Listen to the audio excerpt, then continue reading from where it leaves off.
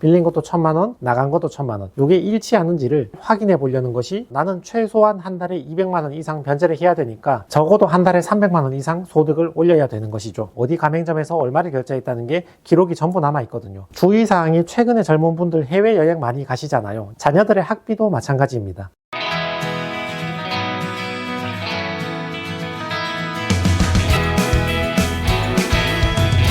자, 여러분이 개인회생을 신청하기 전에 미리 체크해야 할 중요한 포인트, 이 재판 과정에서 누구나 예외 없이 피할 수 없이 항상 받는 질문들이 있거든요.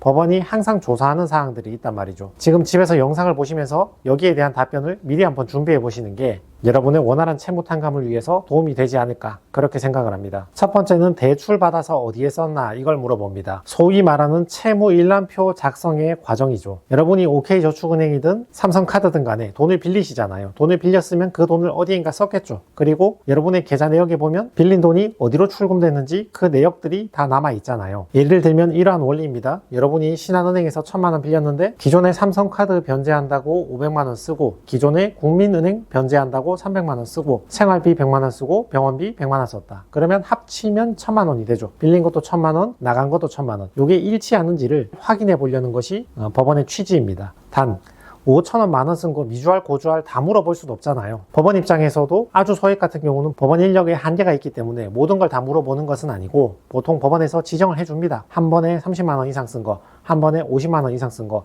금액을 특정해주면 그 이상 금액 쓴 것만 여러분은 답변을 하시면 됩니다. 자, 두 번째는 사용처를 청산가치에 반영하는 것입니다. 방금처럼 사용처를 확인해 봤는데 친인척에 대한 증여란 것은 그냥 줬다는 말이죠. 그리고 친인척에 대한 변제, 편파 변제를 의미하는 거죠. 다른 건 안 갚아주고 친인척 돈만 갚아줬다. 배우자 돈만 갚아줬다. 그리고 주식, 코인, 토토, 별풍선, 게임머니, 유흥비, 과소비, 낭비, 사치 이런 금액이 있는 경우에는 그 금액을 청산가치에 반영하라 이렇게 결정을 내립니다. 자, 청산가치에 반영이 되면 어떻게 된다? 우리는 변제 금액이 청산가치보다 더 커야 되죠. 다시 말해서 내가 사치, 도박, 게임머니로 날린 돈이 7,200만 원이 있으면 나는 36개월 동안 7,200만 원 이상을 변제를 해야 되니까 7,200 나누기 36개월 하면 200, 월 200만 원 답이 나오잖아요. 나는 최소한 한 달에 200만 원 이상 변제를 해야 되니까 적어도 한 달에 300만 원 이상 소득을 올려야 되는 것이죠. 그러니까 탕진 금액이 커지면 커질수록 청산 가치가 커지게 되고 그에 따라서 변제금이 올라가게 되니까 그러니까 개인회생에서는 사용처 소명이 중요하게 되는 것입니다. 단 청산 가치에 얼마만큼 반영할지는 법원에 따라서 기준이 다릅니다. 예를 들어서 서울회생법원 같은 경우는 주식 코인으로 탕진한 금액은 청산가치에 반영하지 않는 것이 원칙이죠. 요거는 법원마다 사안마다 조금씩 차이가 있게 됩니다. 자, 그 다음 세 번째는 신용카드 사용 내역을 물어봅니다. 요즘은 신용카드로 경제활동을 많이 하잖아요. 그러니까 신용카드 사용 내역 출력하면 수십 페이지, 수백 페이지가 나오잖아요. 매번 결제할 때마다 몇 월 며칠 몇 시에 어디 가맹점에서 얼마를 결제했다는 게 기록이 전부 남아 있거든요. 법원에서 그 기록을 살펴보고 이 사람이 돈을 어디에 썼나를 확인해 보려는 것이죠. 그래서 한 번 결제할 때마다 한 번 카드론 받을 때마다 30만 원 또는 50만 원 이상 썼던 거, 요 내역들을 여러분은 정리를 해서 법원에 답변을 해줘야 됩니다. 네 번째는 카드 사용 내역에 대해서도 청산가치에 반영이 되고 여기에 대해서 본인이 주장할 내용이 있으면 주장을 해줘야 됩니다. 이것도 아까 예금하고 원리는 똑같거든요. 부모님이나 배우자나 자식이나 친구나 직장 동료나 그 사람들에게 변제해준 금액 또는 그 사람들에게 그냥 줘버린 금액, 주식, 코인, 게임, 탕진한 금액, 사치성 금액, 유흥비, 해외여행 금액, 고가의 사치품, 그리고 소득에 대비해서 고가의 학비 이런 것들도 청산가치의 반영 대상이 문제가 됩니다. 주의사항이 최근에 젊은 분들 해외여행 많이 가시잖아요. 이런 것들도 청산가치에 반영이 되거나 그 비중이 너무 커지면 개인회생이 기각이 되는 경우가 있다는 걸 명심을 하셔야 됩니다. 해외여행을 갔다는 자체가 잘못이 아니라 소득은 많지 않은데 빚을 져 있는데 근데도 대출을 내서 해외여행을 또 가버리면 그거는 탕진으로 보는 거죠. 사치로 보는 거죠. 자녀들의 학비도 마찬가지입니다. 학비를 대줬다는 게 잘못이란 게 아니라 내가 지금 소득이 굉장히 적은데도 불구하고 무리하게 대출을 내서 자녀들을 고가의 학원을 보내거나 해외 유학을 보내거나 이런 식으로 하면 내 재산을 부당하게 자녀에게 증여하거나 처분한 것과 같이 보기 때문에 이런 것들도 청산가치에 반영이 될 위험성이 있고 그 금액이 지나치게 과할 경우에는 기각이 되기도 한다. 이 점을 미리 염두에 두셔야 됩니다. 그러니까 사치인지 아닌지 탕진인지 아닌지는 결국 그 당시의 나의 재정 상태와 소득 금액에 비례해서 법원이 개별적 사안마다 다르게 판단을 하겠죠. 유학이면 사치다 아니다. 1도 양단으로 정해지는 게 아니라요. 자, 방금 은행 예금하고 카드 했죠. 그 다음 다섯 번째 나오는 게 매각한 자산입니다.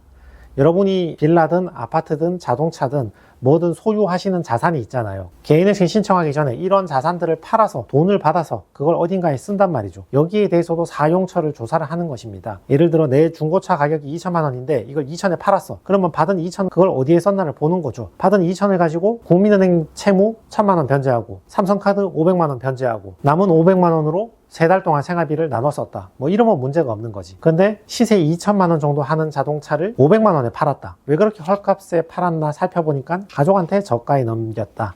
이러면 청산가치에 반영되거나 개인회생이 기각이 될 수도 있겠죠. 또는 적정한 가격에 팔았다고 하더라도 그 받은 2천만 원을 가지고 배우자한테 빌린 돈만 갚았다거나 부모님한테 빌린 돈만 갚았다거나 또는 주식 코인 토토를 했다거나 게임으로 탕진했다거나 유흥비에 썼다거나 과소비 사치를 한 경우에는 그 전체 금액이 청산가치에 들어오거나 또는 그 비중이 클 경우에는 개인회생을 취하를 고려해 보시기 바랍니다. 취하 권유를 내리게 됩니다. 자, 여러분이 미리 체크해야 될 6번째 사항이 부양가족을 제외하라입니다.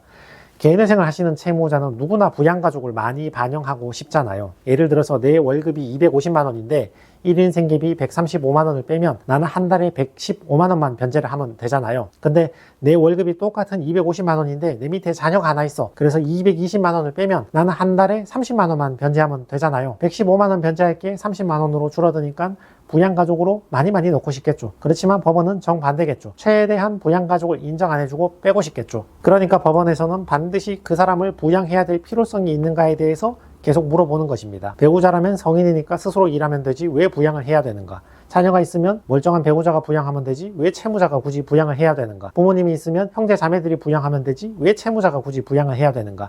이 점에 대해서 객관적 소명이 되지 않으면 부양가족에서 제외해라. 이런 부분들을 항상 조사를 받게 됩니다. 참고사안 하나 보시면 금방 이해가 되실 겁니다. 이 채무자 같은 경우는 배우자 있으셨고 미성년 자녀 한 명 있었습니다. 이분의 배우자님이 출산했을 때 그때부터 목돈이 들어가기 시작했고 카드 대출 내서 돌려막기를 해서 마지막에는 대부업까지 손을 댔는데 그래도 채무는 계속 늘어나더라. 보유하던 주택도 처분했는데 애가 초등학교 들어가고 필요한 돈이 계속 늘어나니까 이자가 눈덩이처럼 늘어났다. 채권자분께 너무나 죄송하지만 개인회생을 신청하고자 합니다. 이분은 10월 25일에 개인회생 신청을 함과 동시에 금지명령 신청을 했는데 10월 26일에 하루 만에 금지명령을 받게 되었습니다. 인천이었는데 하루 만에 금지명령 나왔으니까 빨리 나온 거죠. 이 금지명령 결정이 내려지게 되면 채권자들이 더 이상 독촉, 추심, 가압류, 압류 등을 할 수 없기 때문에 채무자님들이 마음이 편안하신 거죠. 자, 아까 말씀드렸던 대로 채무 사용 일람표 작성해라. 대출 받은 금액 어디에 썼나?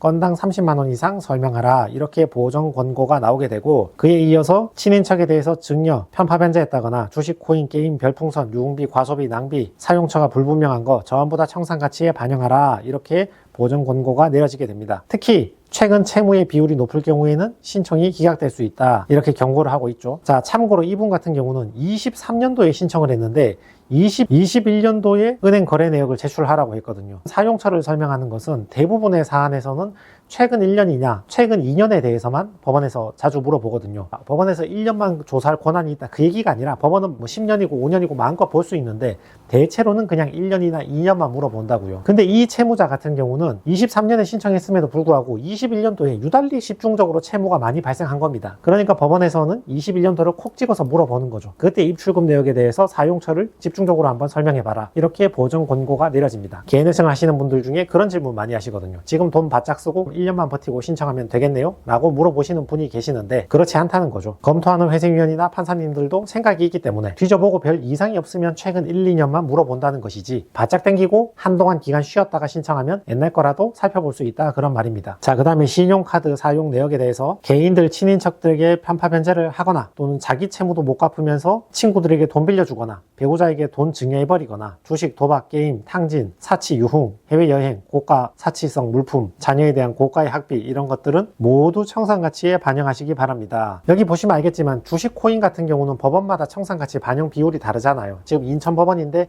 일단은 원칙적으로 주식 코인도 전부 다 반영하라고 보정 권고를 내리는 것이죠. 물론 사람 형편에 따라서 일부만 청산가치에 반영해주는 선처를 이끌어낼 수도 있긴 한데 일단 원칙적으로는 다 집어넣으라고 보정 권고가 나오는 경우가 많습니다. 반면에 서울이나 수원법원 같은 경우는 주식 코인 탕진은 청산가치에 반영하지 않으니까 조금 더 유리하죠. 자, 차량에 대해서도 바로 물어봅니다. 이 자동차에 대해서 보험증권 제출하고 혹시 그 차를 처분했다면 그 매각대금 얼마를 받았으며 정당한 가격으로 거래했는지 확인하기 위해서 거래계약서, 영수증, 은행 입출금 내역도 제출해보고 매각대금 어디에 썼는지도 전부 다 설명해라. 그 매각대금을 배우자나 자녀나 부모에 대한 채무 변제, 편파 변제에 썼다면 청산가치에 반영하고 도박, 주식, 코인, 유흥비, 과소비, 사행성 게임 이런 곳에 썼다면 청산가치에 전액 반영하시기 바랍니다. 그 다음 부양가족 내용입니다. 배우자는 성인이니까 일할 수 있으니까 부양가족에서 제외하시고 자녀는 본인하고 배우자가 함께 양육을 해야 되니까 1.5인 생기비 166만원을 반영하시기 바랍니다. 지금 보시는 게 대출금액 어디 썼는지 소명을 하는 겁니다. AQ1 저축은행에서 9,900만원 빌려서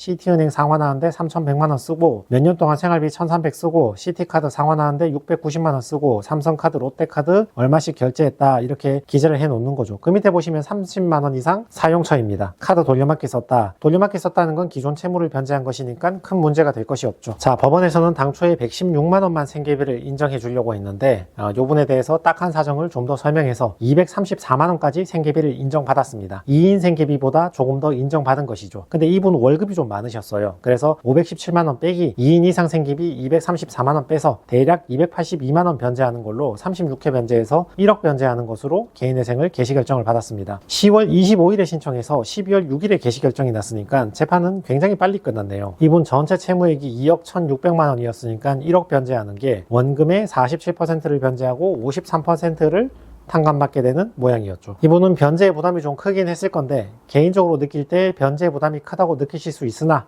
변제금이란 것은 소득에 비례하기 때문에 월급을 많이 받는 사람은 조금 더 많이 내는 경향이 있고 또 이분 같은 경우는 청산가치가 7,500만 원이나 있었거든요. 그러니까 이거 이상 변제를 해야 되니까 이런 분들은 한 달에 변제금 20만 원, 30만 원 이렇게 될 수가 없는 거죠. 적어도 7,500 이상은 변제를 해야 되는 것이니까. 자, 그래서 개인회생 신청을 고민하고 계시는 분들 이 6가지 내용을 참고해서 내가 법원에 대해서 이 사항들을 제대로 답변할 수 있는지 미리 한번 검토를 해보시는 것도 좋을 것 같습니다.